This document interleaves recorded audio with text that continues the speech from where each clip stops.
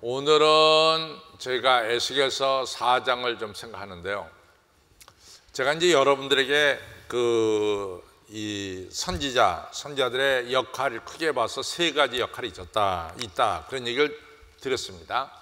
그러니까 예언자의 역할에 대해서 첫째는 우리가 뭐 두말할 것도 없이 대언자죠. 대언자.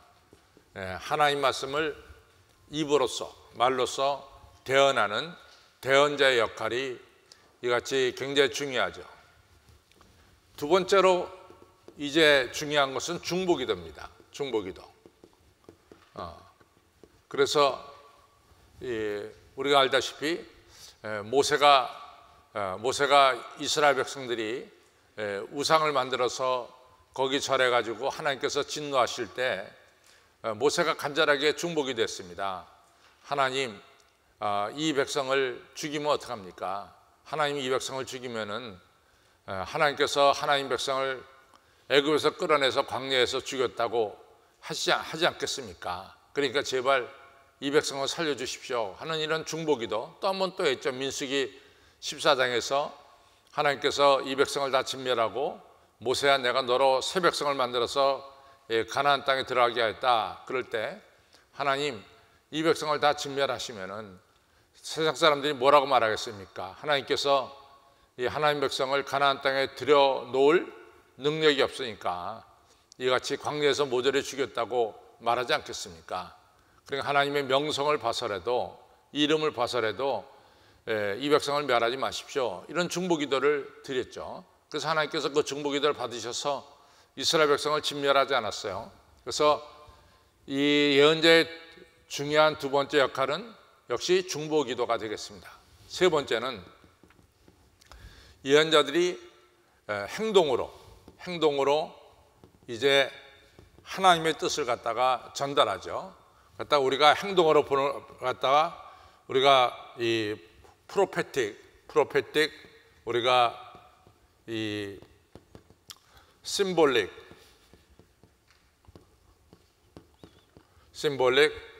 액트다. 예언자들의 이런 상징적인 행동이다. 이런 이야기를 제가 드렸습니다. 제가 이제 이 에스겔을 생각하면서 에스겔은 환상도 많이 봐서 선견자 역할, 로에라고 하는 선견자 역할도 했고 또 하나님 말씀 받아서 대신 전하니까 나비 역할도 하셨다. 이런 말씀을 제가 에스겔서를 공부하면서 말씀을 드렸습니다. 그런데 동시에 에스겔은 이 프로페틱 심볼릭 액트, 그러니까 예언자의 이 상징적인 행동을 상당히 많이 하신 분 중에 한 분이 바로 예언자 에스겔이 되겠어요. 그래서 오늘 우리가 읽은 4장 1절로부터 5장 4절에는 적어도 이 세 가지의 이 심볼릭 행동이 나와요. 첫째는 토판에 예루살렘 성을 그리고 예루살렘 성이 이같이 적군에 의해서 정복되는 걸 갖다가 그림으로 그리는 게 나오죠. 또 두 번째는 이같이 이 에스겔이 혼합 곡식을 먹어요. 그 다음에 이 혼합 곡식을 먹는다는 것은 이제 우리가 좀 더 살펴보겠지만은 여러분들 이스라엘 사람들이 가장 싫어하는 게 뭐냐면 혼합입니다. 혼합. 싱크리티즘이라고 그러죠. 혼합. 그래서 제가 출애굽기 32장에서 이스라엘 백성들이 시내산 아래서 금송아지를 만들었다고 할 때 우리들은 이스라엘 백성들이 금송아지를 섬긴 것이 아닌가 이렇게 생각을 하는데 금송아지 섬긴 게 아니죠. 금송아지는 신이 서 있는 발판입니다. 그래서 모든 우상들도 다른 바알과 아세라 또는 이런 다른 우상들도 항상 어디에 서 있냐면은 황소 등 위에 서 있어요. 황소 등 위에. 그래서 황소라고 하는 것은 신들이 서 있는 발판이 됩니다. 그런데 출애굽기 32장에 보면은 이스라엘 백성들이 황소만 만들었지 금송아지만 만들었지 그 위에 신을 세우지 않았습니다. 그것은 뭐냐면은 그 위에는 보이지 아니하시는 하나님이 서 있다, 이렇게 이제 생각을 한 거죠. 그러면 이게 뭐냐? 이스라엘 사람들이 하나님 섬기는데 누구의 방법을 따왔냐면 우상 섬기는 방법으로 하나님 섬겼다 그 말이에요. 이것이 죄가 되는 겁니다. 그러니까 하나님은 우리가 하나님께서 가르쳐 주신 하나님의 방법대로 하나님을 섬겨야지 우상을 섬기듯이 하나님을 섬겨서는 안 된다라고 하는 사실을 정확하게 보여준 거죠. 그래서 바로 그 출애굽기 32장에 나오는 그 모습, 금송아지 만들고 거기다가 이같이 섬긴 것은 우상 섬기는 거와 하나님 섬기는 방법이 섞인 거죠. 여러분들, 우리가 한 대로 이 여로보암, 느바세 아들 여로보암이 이제 베델과 단에다가 북이스라엘에다가 이같이 성소를 세웠어요. 그때 성소에, 이 지성소에 뭘 갖다 놨냐면 역시 금송아지를 갖다 놨단 말이죠. 그러면 이 사람들이, 북이스라엘 사람들이 금송아지 섬겼냐? 금송아지 섬긴 게 아니죠. 금송아지 위에 하나님이 서 계시다 이렇게 생각하고 이같이 혼합적으로 신앙생활한 거죠. 이제 그게 잘못된 겁니다. 그래서 혼합된 신앙은 이스라엘 사람들이 아주 싫어해요. 혼합된 신앙은. 그런데 두 번째로는 혼합된 곡식을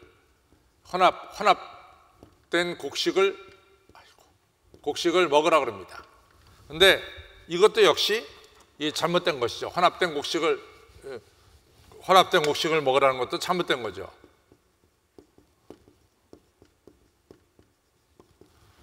그렇죠? 그 다음에 이제 세 번째로 여러분들이 에스겔서 하면은 이제 많이들 기억하고 있는 게 있어요. 그 뭐냐면은 5장 1절로부터 4절에 나오는 내용인데, 이 내용은 뭐냐면은 수염하고 머리카락을 칼로 베내요. 그래서 그걸 갖다가 칼로 잘게 썰어가지고 3분의 1, 3분의 1, 3분의 1로 나눕니다. 그래서 3분의 1은 불에 태우고 3분의 1은 칼로 치고 3분의 1은 바람에 흩어져 버리는 이런 상징적인 행동을 하게 되죠. 그 내용은 우리가 이제 살펴보겠습니다. 이처럼 예언자들은 상징적인 행동을 많이 하죠. 예를 들어서 우리가 열왕기상 11장에 보면 아히야라고 하는 예언자가 새 옷을 입고 가다가 새 옷을 12조각을 내죠. 그래서 그 중에 10조각을 느바세 아들 여로보암에게 줍니다. 그것은 우리가 아는 대로 통일 이스라엘이 분열되는 것을 갖다가 시사해 주는 거죠. 그래서 12지파의 통일 이스라엘이 10지파, 2지파로 나누어져 가지고 922년에 나눠져 가서 북이스라엘, 남유다로 바뀌는 것을 우리가 알 수가 있어요. 또 열왕기상 22장에 보면은, 왕상 22장에 보면 시드기야라는 이 예언자가 이 철로 된 이런 이 얼굴 철공 같은 걸 갖다가 그 당시에 왕이 요압에게 주면서 당신이 이 아람 시리아를 이길 것입니다, 이런 하나의 상징적으로 또 보여주죠. 또 그뿐 아니라 우리가 열왕기 화로 넘어가면, 열왕기 화로 넘어 열왕기하 13장쯤 되면은 이제 엘리사라고 하는 대단한 예언자가 세상을 떠나면서 그 당시의 왕인 요아스를 부릅니다. 요아스를 불러다가 동쪽에다 창문을 열고 화살을 쏘라 그럽니다. 그 화살을 쏜 만큼 요아스 왕이 북쪽에 있는 이 아람 나라를 이기게 될 것입니다. 이런 이제 이런 행동으로 하나님의 뜻을 전달하죠. 또 우리가 그 밖에도 상당히 많이 있어요. 우리가 이사야서 20장에 보면은 이사야가 벌거벗고 3년을 지냈잖아요. 이 얘기 뭐냐면 너희들이 이같이 애굽을 의지하는데 애굽이 포로가 될 것이다 라고 하는 하나의 하나님께서 상징적으로 행동해 보여주죠. 또 우리가 너무나 잘 아는 호세아라는 예언자는 고멜하고 결혼하죠. 고멜은 몸을 파는 여자입니다. 근데 고멜하고 결혼한 것은 하나님을 떠나 우상 숭배한 음행한 이스라엘을 하나님께서 버리지 않고 하나님께서 사랑하신다라고 하는 이 중요한 메시지를 호세아가 고멜과 결혼하는 것을 통해서 하나님께서 보여주시죠. 또 뭐 우리가 많죠. 또 예를 들어서 예레미야 19장에 보면은 예레미야가 이 토기를 갖다가 보는 사람들 앞에 다 부시죠. 또 예레미야가 처음에는 나무로 된 이 멍에를 맸다가 나중에는 쇠로 된 멍에를 매요. 이 얘기 뭐냐면 이스라엘 백성들이 바벨론한테 이같이 쇠로 된 멍에를 메고 다니게 된다. 이런 여러 가지 이 상징을 통해서 하나님의 뜻을 전달하게 되는 거죠.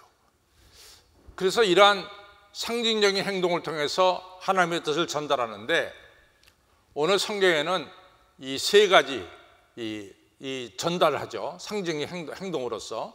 그래서 오늘 우리는 이 세 가지를 살펴보면서 같이 은혜를 받겠습니다. 세 가지가 오늘 나와요. 이제 4장에서 2가지, 그 다음에 5장에서 1가지. 그래서 세 가지가 나옵니다. 자, 우리가 이제 가죠. 자.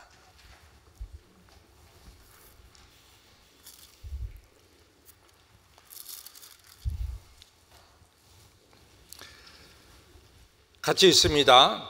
너 인자야, 박석을 가져다가 내 앞에 놓고 한 성읍 예루살렘을 그 위에 그리고 그 성읍을 에워싸되 운제를 세우고 토든을 쌓고 진을 치고 공성태를 둘러 세우고 또 전철을 가져다가 너와 성읍 사이에 두어 철성을 삼고 성을 향하여 에워싸는 것처럼 에워싸라. 이것이 이스라엘 족속에게 징조가 되리라. 이렇게 얘기를 했어요. 자, 조금 더 자세하게 하면은 이 진흙으로 만든 평평한 박석. 그러니까 이거 박석이라고 하는 것은 돌로 된 것이 아니라 진흙을 갖다가 구워서 만든 이런 판입니다. 갖다가 우리가 토판이라고 그래요. 토판. 그래서 이런 토판을 만들었어요. 토판을 만들어 가지고 이제 하나님 토판을 만들려고 그러죠. 거기다가 예루살렘을 갖다가 그려 놓으라 그랬어요. 예루살렘을 이제 에스겔이 그려 놨습니다. 근데 이제 제가 여러분들에게 이제 성지에 가면은 꼭 저 보여줄 게 있어요. 그 보여줄 게 뭐냐면 아주 그 예전의 형태가 그대로 남아있는 게 뭐냐면 마사다라고 하는 성이 있어요. 근데 그거는 예루살렘의 이 성지를 순례한 사람들은 이 마사다에는 다 한 번씩 올라갑니다. 그게 케이블카 타고 올라가거든요. 그러니까 옛날에는 케이블카 없을 때는 걸어서 올라갔는데 그때는 꽤나 힘들었어요. 그러나 지금은 케이블카 타면 쭉 올라가요. 그러면 이 마사다에 가서 올라가면 마사다 성이 이렇게 있으면은 로마 군대가 마사다 성을 점령하기 위해서 성이 이렇게 있다면 성 주변으로 토성, 운제를 쌓습니다. 운제. 이같이 토성을 쌓아요. 그래서 이 안으로 음식이 전혀 들어가지 못하도록 차단하는 토성을 쌓습니다. 토성을. 성 주변에 토성이 쌓여져요. 그 다음에 이 성이 되게 한 800m, 600m 언덕에 있잖아요. 그래서 이 토성에 올라가기 위해서 이렇게 흙으로 이렇게 이 경사지는 언덕을 만듭니다. 그래야 군인들이 그 언덕을 타고 올라가잖아요. 또 기계가. 그래서 이런 모양이 그대로 남아있는 게 어디냐면 마사다예요. 그래서 마사다에 가서 보면은 이렇게 이 성 주변에 이 흙으로 된 성이 쌓여진 게 있고, 그 다음에 언덕을 만든 게 있어요. 왜냐하면 이 무기 같은 게 그거 올라가야 되니까. 그 다음에 이 성을 갖다가 부실 수 있는 것이 공성태입니다. 우리가 공성태 알잖아요. 그게 어떤 영화에 잘 나오던데 큰 나무를 만들어 가지고 이 나무에다 뭐 이렇게 해가지고 사람들이 그 나무를 지고 그냥 성벽 문을 갖다가 쿵쾅 부닥치잖아요. 그래갖고 성벽을 터뜨리죠. 그게 공성태죠. 이런 공성태를 만들고, 그 다음에 이제 철판, 아이론 플레이트 철판을 만들어서 이 철판은 불에 데워가지고 뭐 곡식 같은 걸 갖다가 여기서 구워 먹는 거예요. 이것은 뭐냐? 예루살렘을 이 불로 태운다, 이런 뜻이죠. 그런 일련의 상징적인 행동을 이제 이 에스겔에게 시킵니다, 하나님이. 그래서 이제 에스겔에게 하나님이 시켜가지고 예루살렘이 이제 곧 하나님의 심판으로 말미암아 멸망당할 것이다 라고 하는 상징적인 행동을 하게 되죠. 근데 두 번째, 아주 중요한 것이 또 두 번째 나오는데, 두 번째 보면은 이것까지 합치면 네 가지의 상징적인 행동을 한 거예요. 그러나 첫째하고 둘째를 그냥 엮어서, 하나로 엮어서 얘기할 때도 있습니다. 그래서 세 가지라고 말하면은 지금 첫 번째와 두 번째를 하나로 묶는 것이고, 그리고 네 가지로 말하면은 지금 이 석판을 이 토판 위에 그린 거하고 지금 얘기하는 거하고 다르게 이거 취급하는 거예요. 이 다르게 취급한다면 이제 봅시다. 4절부터 8절입니다. 너는 또 좌편으로 누워 이스라엘 족속의 죄악을 당하되 내 눕는 낫수대로 그 죄악을 담당할지니라. 내가 그들의 범죄한 횟수대로 내게 낫수를 정하였나니 곧 390일이라. 너는 이렇게 누구를 위해서? 이스라엘 족속의 죄악을 담당하고, 여기 이스라엘 족속이라는 것을 머릿속에 기억하십시오. 그 다음에 이제 두 번째, 그 수가 차거든, 시작, 그 수가 차거든 너는 우편으로 누워 유다 족속의 죄악을 담당하라. 내가 내게 40일로 정하였나니 일일이 1년이라. 두 번째는 누구 때문에 40일 누워요? 390일은 누구? 이스라엘. 40일은 누구? 유다. 그 다음에 하루는 뭐요? 1년이다. 이렇게 얘기를 하고 있습니다. 그 다음에 이제 7절 8절 있습니다. 너는 또 에워싼 예루살렘을 향하여 팔을 벗어베고 메어나라. 내가 줄로 너를 동일이라. 내가 에워싼이 맞도록 몸을 이리저리 돌리지 못하리라. 그래서 이제 여기 보면은 두 번째 보면은 이스라엘을 위해서 390일, 유다를 위해서 40일 그렇게 나와요. 이스라엘 위해서 390일. 390일.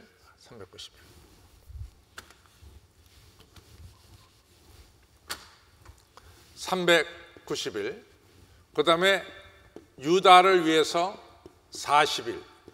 근데 이 일일이 1년이다 이렇게 친절하게 설명을 해줬습니다. 도대체 이게 뭐냐? 그러니까 이거에 대해서 성사학자들이요 머리를 싸매면서 도대체 이게 뭘 의미하는 거냐? 뭘 의미하는 거냐? 이래가지고 그냥 머리를 싸면서 연구를 했어요. 그래서 그분들의 연구한 걸 갖다가 제가 여러분들에게 설명을 해드리려고 그래요. 여러 개 중에 뭐냐면 어쨌든 간에 결론은 뭐냐면 390일, 40일이 지나면 해방이 된다는 거예요.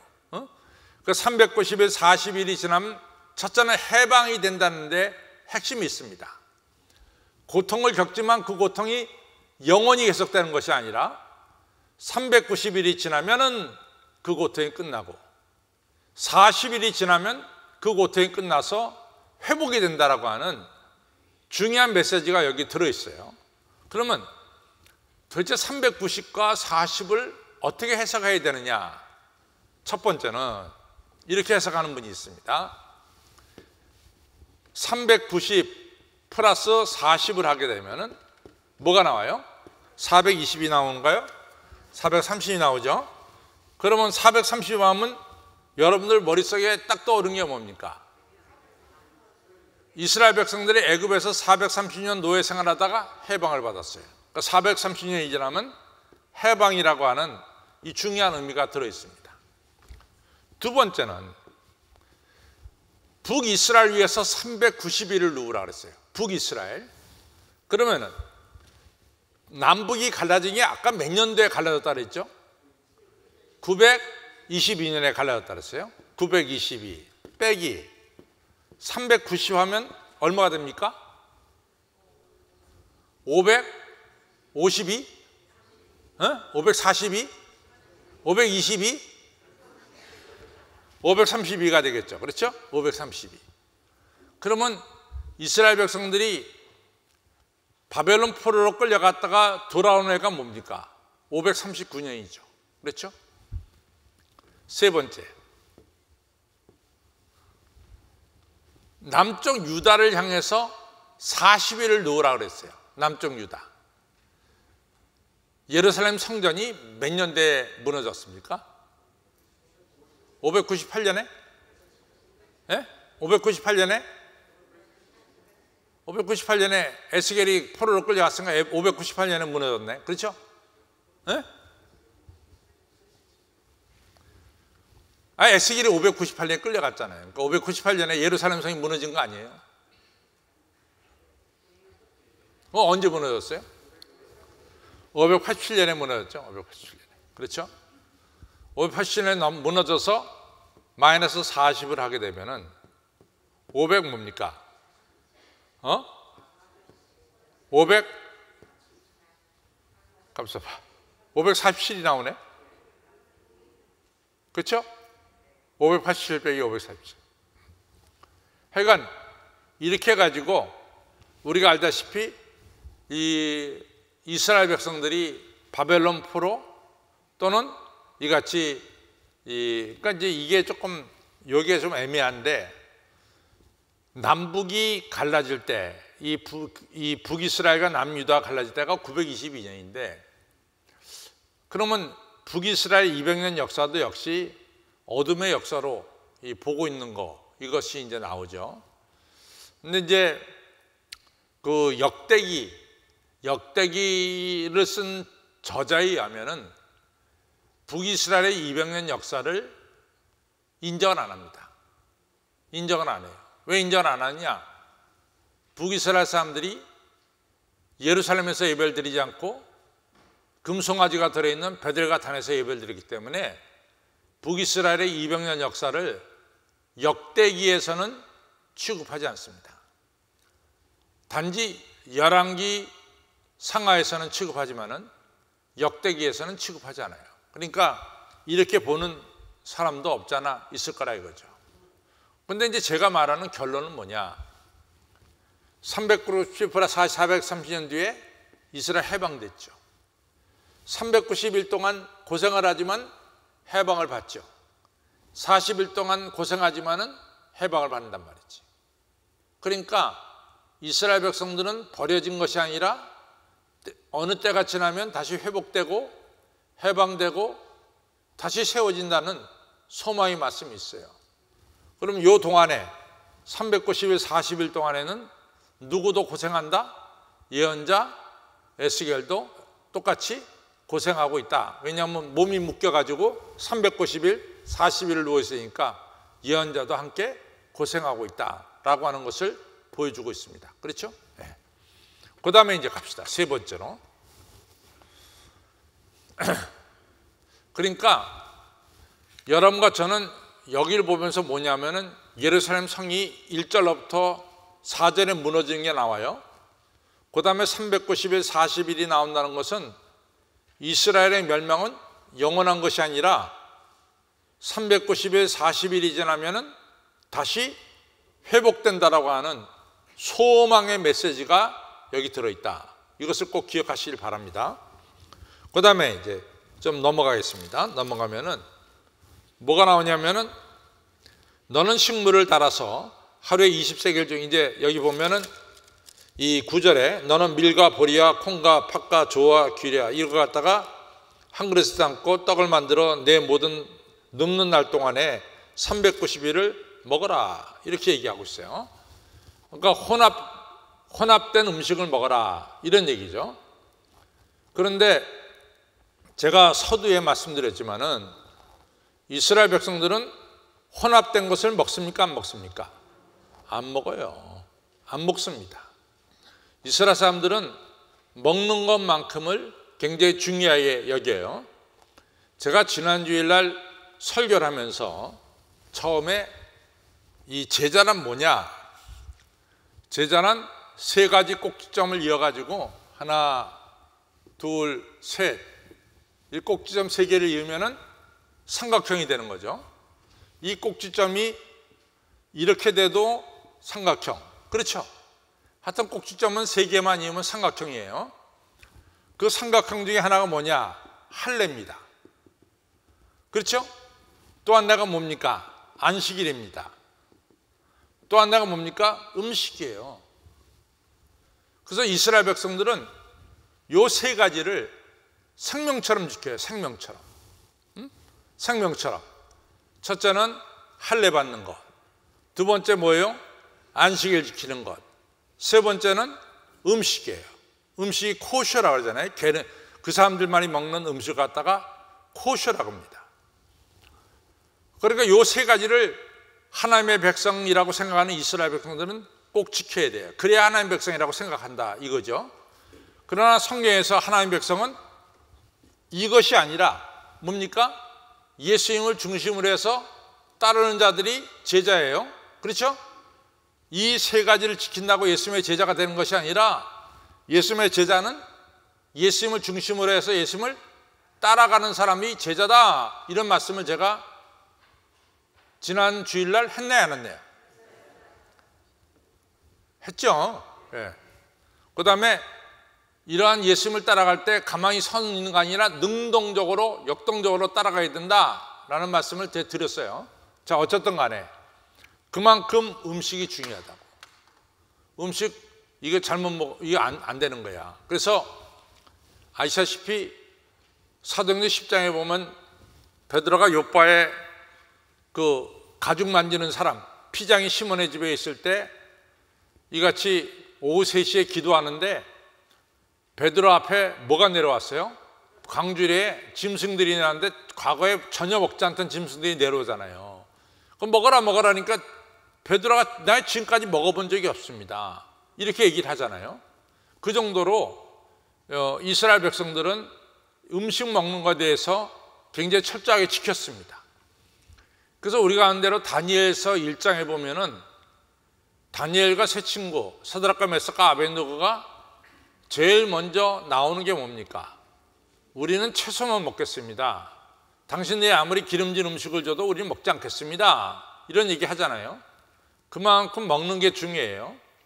그런데 이 혼합된 곡식을 먹으라는 것은 이스라엘 땅에서 먹을 수 있습니까? 먹을 수 없습니까? 이스라엘 땅에서는 안 먹어. 왜? 이스라엘 땅에서는 안 먹게 된다고. 왜냐면 자기네 땅이니까. 그러나 포로로 끌려가서는 먹게 될까 안 먹게 될까? 먹게 되는 거지. 그러니까 혼합된 곡식을 먹는다는 것은 다시 말해서 뭡니까? 너희들이 포로로 끌려가서 그곳에서 주는 음식을 먹을 것이다, 이런 얘기입니다. 근데 포로로 끌려가면 음식이 충분할까요? 아니면 굉장히 모자랄까요? 당연히 모자르죠. 그래서 이제 모자란 것을 말합니다. 10절에 너는 식물을 따라서 하루에 20세겔 중씩 때를 따라 먹고 물도 한 6분의 1씩 되어서 때를 따라서 마시라.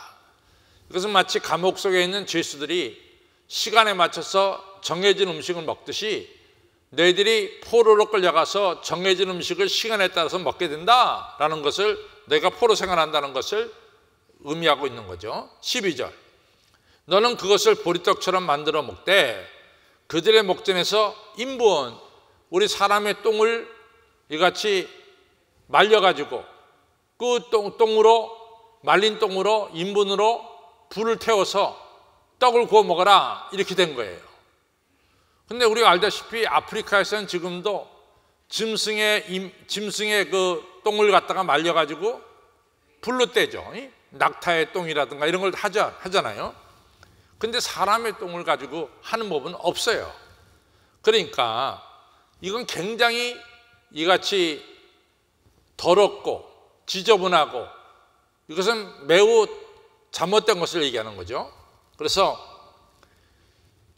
13절 여호와께서 또 가라사대 내가 열국으로 쫓아 흩을 이스라엘 자손이 열국으로 여러 나라로 쫓아보내서 바벨론 포로 생활할 이스라엘 자손이 거기서 이와 같이 부정한 떡을 먹으리라 하기로, 부정한 떡을 먹으리라 이렇게 된다 그랬죠.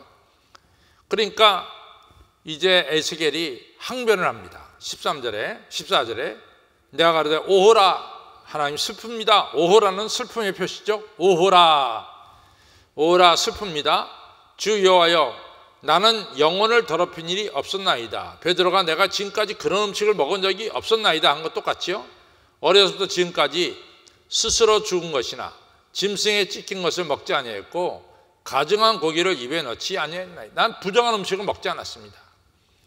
그랬더니 하나님께서 이제 이 에스겔의 항변을 좀 받아주셨어요. 그래서 하나님이 이같이 좀 바꾸십니다. 15절 여호와께서 내게 이르실 때 쇠똥으로 인분을 대신하기를 허하노니, 이제 사람의 인분이 아니라 쇠똥으로 해라.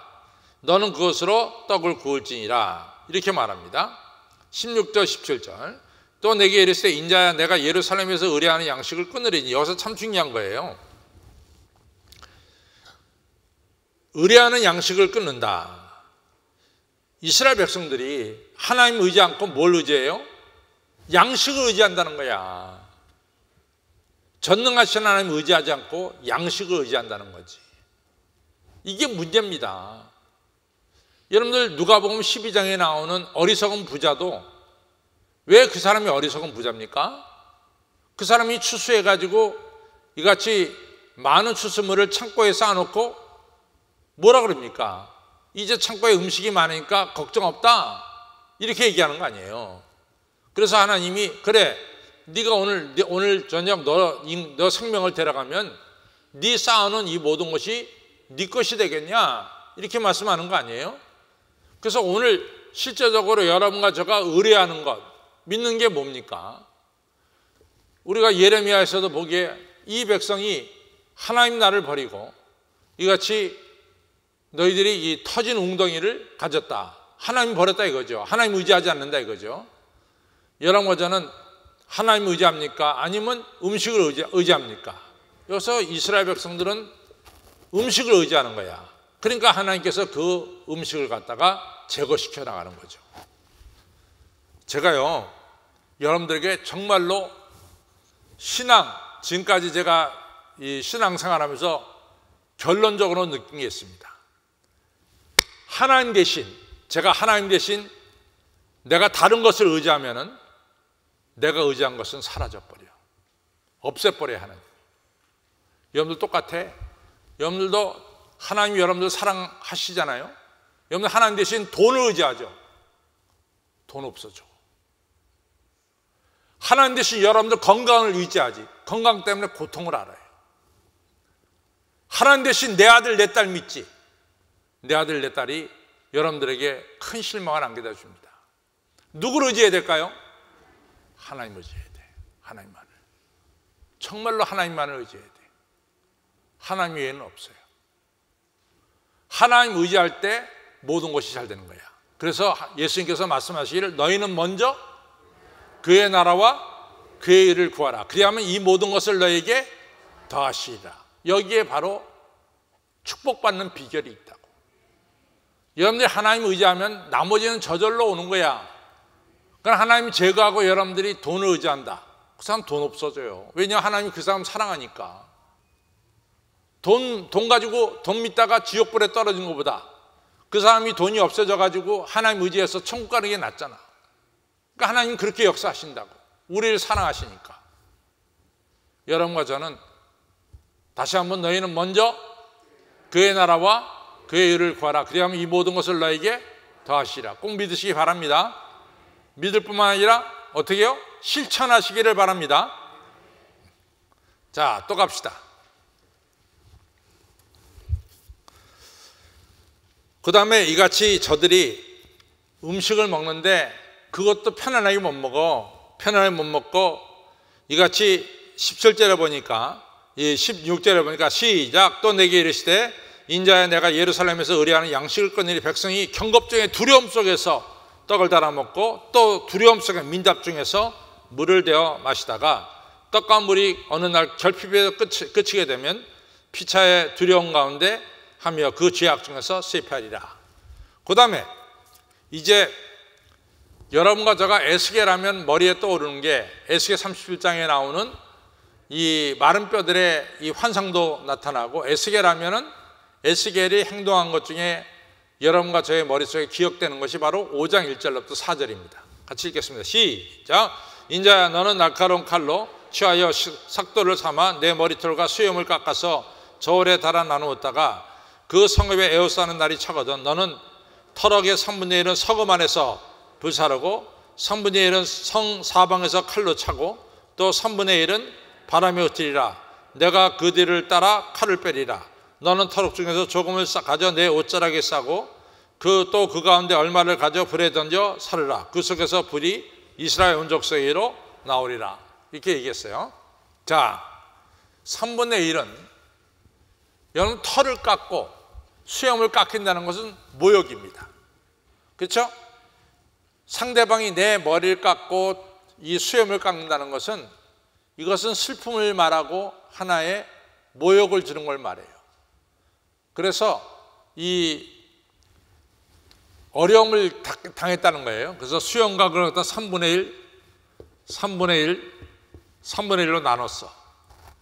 3분의 1은 성 안에서 예루살렘 성 안에 있는 사람들이 3분의 1이 죽는다는 거야. 이 예루살렘 성이 무너질 때. 또 3분의 1은 예루살렘 성 밖에 있는 사람들이 칼에 맞아서 죽는다는 거죠. 그렇죠? 그리고 나머지 3분의 1은 바람이 흐트러 나간다. 그것은 뭘 얘기하느냐? 포로로 끌려간다. 이런 얘기예요. 근데 아주 적은 양은 네 옷깃에다가 그것을 싸서 둬라. 아주 작은 소수는 하나님께서 이들을 이같이 다시 이들을 통해서, 이 소수를 통해서, 이 남겨진 자라고 말하죠. 이 남겨진 자를 통해서 다시 이스라엘을 회복시키겠다라는 것으로 말씀하고 있습니다. 그래서 역시 오늘 우리가 읽은 에스겔서 4장과 5장 1절로 4절도 심판은 받지만은 동시에 뭡니까?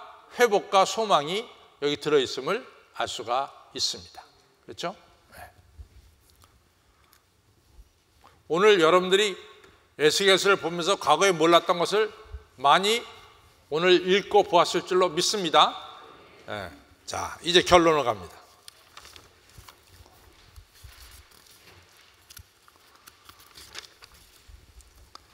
시작. 하나님의 백성이 하나님과 세운 언약을 지키지 아니하고 우상 숭배하고 강대국 의지하고 그리고 율법을 떠났습니다.